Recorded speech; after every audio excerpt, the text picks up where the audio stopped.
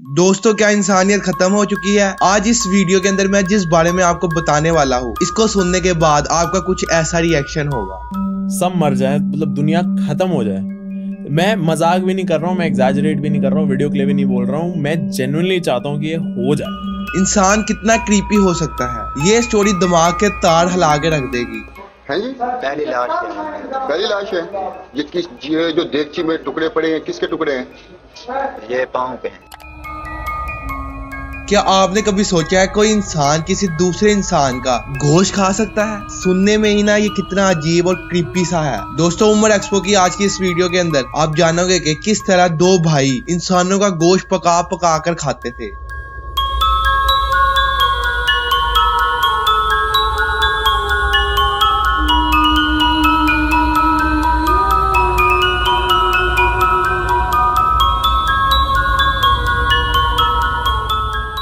मेरा गला थोड़ा खराब है तो मैनेज कर लेना थोड़ा। दोस्तों, पाकिस्तान का एक शहर है इस्लामाबाद। इस्लामाबाद से 300 किलोमीटर दूर एक शहर है दरिया खान। दोस्तों, ये बात है 2011 की, जहाँ पर दरिया खान के एक घर के आसपास से बहुत ही ज्यादा गंदी स्मेल आने लगी। ये स्मेल इतनी बुरी थी कि बर्दाश्त करना भी मुश्किल था। तो जब उस घर के आसपास के लोगों को ये स्मेल बर्दाश्त ना कर सके तो उन्होंने पुलिस को फोन कर दिया। पुलिस को फोन करने के बाद, सारी तफ्तीश करने के बाद जब पुलिस उस लोकेशन पर पहुंची तो पुलिस ने ऐसा कुछ देखा कि उनके पैरों तले जमीन निकल के रह गई। घर के अंदर जाते ही पुलिस को एक कुत्ते की खोपड़ी मिली और इस घर के एक कमरे से वही गंदी स्मेल आ रही थी। अब जब इसी स्मेल का पता लगाने के लिए उस कमरे को खोला गया तो पुलिस ने कुछ ऐसा देखा जिसको ख्वाब में भी इमेजिन करना मुश्किल था। कमरे के अंदर एक देग के अंदर सालन बन रहा था, जिसके अंदर इंसानी गोश्त पक रहा था और इंसानी गोश्त के टुकड़े आसपास फैले हुए थे। इसके बाद पुलिस को वहां पर कुछ चींटियां नजर आई। ये चींटियां एक बेड के नीचे जा रही थी। जब पुलिस ने तफ्तीश करने के लिए बेड को हटाया गया तो वहां से एक औरत की लाश मिली। औरत की हालत इंतहाई खराब थी। इसके बाद पुलिस को कुछ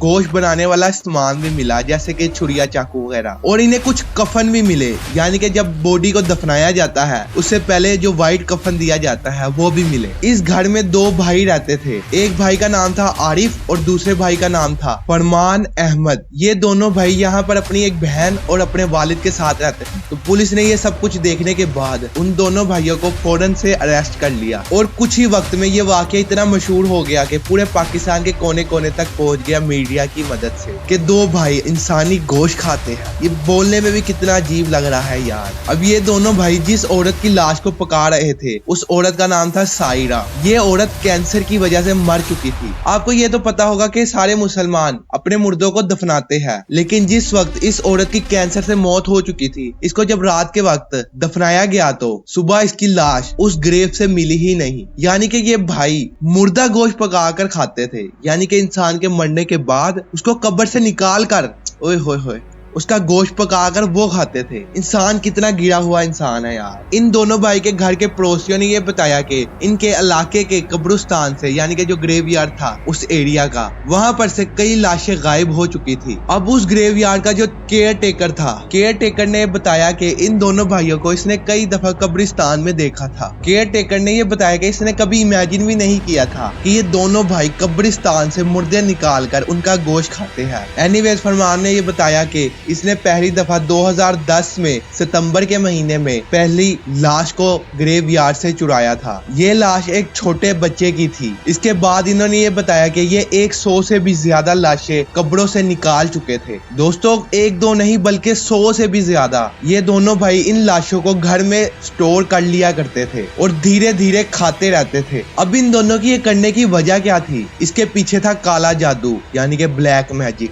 ये दोनों भाई ब्लैक मैजिक किया करते थे। ये दोनों बदबख्त आदमी कुरान जैसी मुकद्दस किताब को, यानी कि कुरान के अल्फाजों को नाउज़ुबिल्लाह उल्टा लिखा करते थे। कुरान जैसी मुकद्दस किताब की कोई गैर मुस्लिम भी, यानी कि नॉन मुस्लिम भी डिसरिस्पेक्ट नहीं करता। और ये दोनों काला जादू करने की वजह से उसकी आयात जो होती है, लाइनें, उसको उल्टा लिखा करते थे। अब ये काला जादू अपने पड़ोसी पर किया करते थे। अब ब्लैक मैजिक में आपको ये तो पता होगा कि गंदा रहना पड़ता है, यानी कि शैतानी पावरों को खुश करने के लिए इसको गंदा रहना पड़ता है, जिसकी वजह से इसको गलीज चीजें भी खाना पड़ती है। इसी वजह से इन्होंने इंसानी गोश्त खाना शुरू कर दिया। अब ये तो एक भाई करता था, लेकिन जैसे जैसे वक्त गुजरता गया इसका दूसरा भाई भी इसके साथ मिलकर ये गंदे काम करने लगा। अब ये सिर्फ इंसानों को ही नहीं खाते थे, बल्कि ये दोनों इतने नीच आदमी थे कि ये कई सारे कुत्तों को भी पकाकर खा चुके थे। कुत्तों को पकाकर खा चुके थे यार।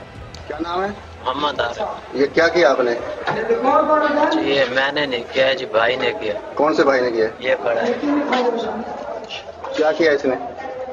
इसमें जी ये लाश वगैरह को ले आया है जी, निकाल कर। हाँ? लाश वगैरह ले आया है निकाल कर। अच्छा, जी हाँ। कितने अरसे से लाशें निकाल रहे हो? किसको पता कितने अर्से से निकाल रहा हूँ। तुम्हारा क्या नाम है भाई? मुझे पहली लाश ले आया सिर्फ। हैं जी? पहली लाश ले आया। पहली लाश है। ये जो देगची में टुकड़े पड़े हैं, किसके टुकड़े हैं? ये पाँव के हैं। पाँव के हैं? ये किसके पाँव के हैं? जी किसके पाँव के हैं ये? मर्द के हैं, पता नहीं रानी के। ये तूने निकाली थी कब्र में से? जी ये कितने अरसे से खा रहे हो तुम निकाल के? ये जी तकरीबन 3-4 जी मैंने फूल उठाए हैं। फूल का क्या मतलब है? बच्चे? जी अच्छा, और ये एक बड़ी कब्र से। तो तुम क्यों खाते हो गोश्त? बस जी दुनिया को देख देख कर, शरीके को देख देख कर। तो आपके शरीके में भी गोश्त खाते हैं इंसान का? जी शरीके में और भी कोई गोश्त खाता है? और इसके अलावा कोई कुत्ते बिल्ली का भी गोश्त खाया है? जी हाँ, एक कुत्ता भी खाया है जी? जी। मुंह ऊपर करो ना। जी हाँ, एक कुत्ता भी काट कर। और तूने भाई ऊपर कर हाथ, तुमने कभी कुत्ते का गोश्त खाया? जी नहीं जी, नहीं जी।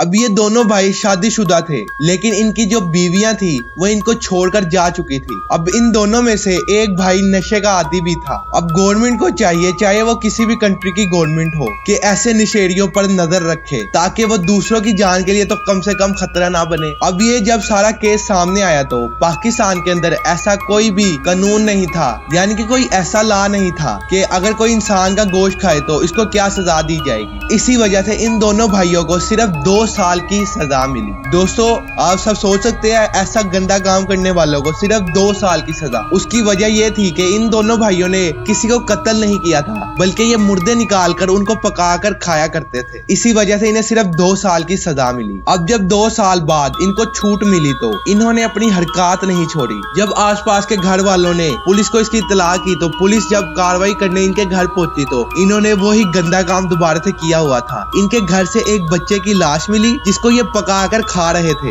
इस दफा इन दोनों भाइयों को 12 साल की कैद हुई। ये एक ऐसा केस था जो शायद पाकिस्तान में ही नहीं बल्कि दुनिया के किसी भी शहर में ऐसा चीप हरकत करता हुआ केस शायद ही देखा हो। एनीवेज ऐसी स्टोरीज मैं आपके पास लाता रहूंगा। उसके लिए आपको सब्सक्राइब करना होगा, तो अभी नीचे सब्सक्राइब का बटन दबा दो। और वीडियो अच्छी लगी हो तो कमेंट जरूर कर देना और ऐसे लोगों से बचकर रहना। और ये वीडियो दूसरों में भी शेयर कर देना ताकि दूसरे लोग भी ऐसे लोगों से चौकन्ना रहे। अब दोस्तों क्या आपको ये पता है कि नॉर्थ कोरिया में किम जोंग उन के साथ गद्दारी करने वाले को भूखे जंगली कुत्तों के आगे डाल दिया जाता है। इस पर पहले ही मैं वीडियो बना चुका हूँ, तो अभी ही सामने वाली वीडियो पर क्लिक करो।